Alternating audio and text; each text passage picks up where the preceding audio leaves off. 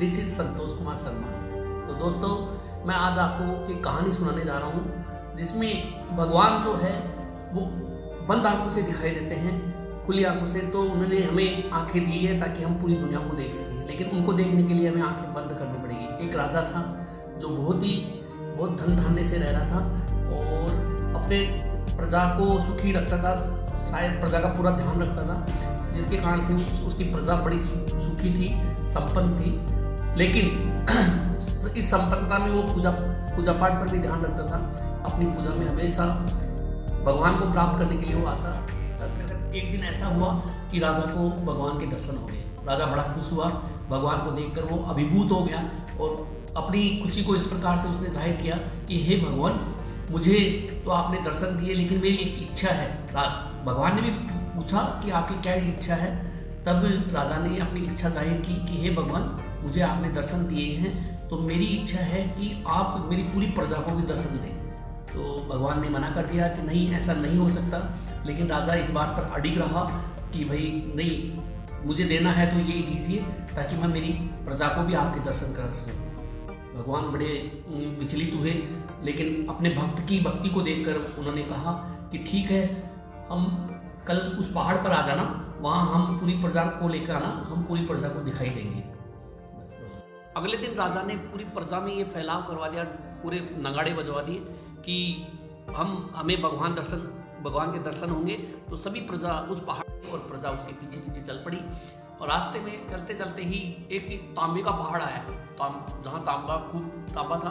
तांबे के सिक्के जहाँ पर थे, आधी प्रजा उस तांबे के सिक्कों को लेने के लिए भागने लग गई। राजा चिल्लाने लग गया कि अरे भगवान के दर्शन करने हैं, कहाँ जा रहे हो? तो उन्होंने कहा कि भगवान के दर्शन तो बाद में कर लेंगे, अभी तो तांबे का पहाड़ है, तांबे के सिक्के हैं, उन्हें बटोरने में ज़्यादा फायदा रहेगा। तो राजा ने देखा कि आधे से ज़्यादा प्रजा जा चुकी थी। अब उसके पास में 50% प्रजा थी।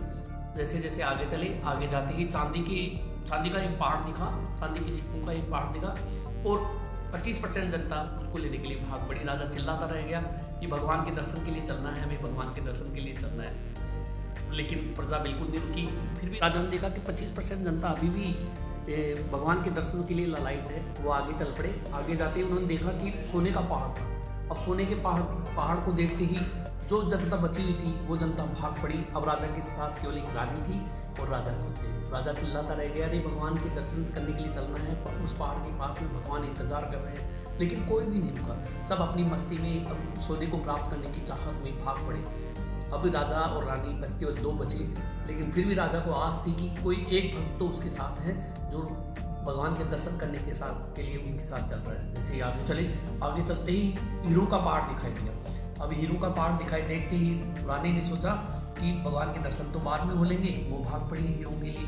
तो राजा ने देखा कि ये क्या हुआ। राजा बिल्कुल विचलित हो गया। राजा का मन उचट गया दुनिया से कि ये कैसा, भगवान को पाने की चाहत किसी को नहीं है। जैसे ही राजा उनको छोड़कर अकेला, अब राजा अकेला ही बिल्कुल उदास मन से भगवान के पास चल पड़ा।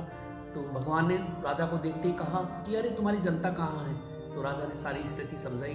तो राजा ने ये समझाया कि हे भक्त, मैंने आप लोगों को आंखें दी है पूरी दुनिया को देखने के लिए, लेकिन मैं भगवान हूँ और मैं केवल एक आंतरिक श्रद्धा से, आंतरिक अध्यात्म से, जब तुम अपने आप को जान लोगे, उसी अध्यात्म से मैं दर्शन दिखाई देता हूँ। तो दोस्तों, भगवान को प्राप्त किया जा सकता है, भगवान की चाहत की जा सकती है। अपने आप को जानो।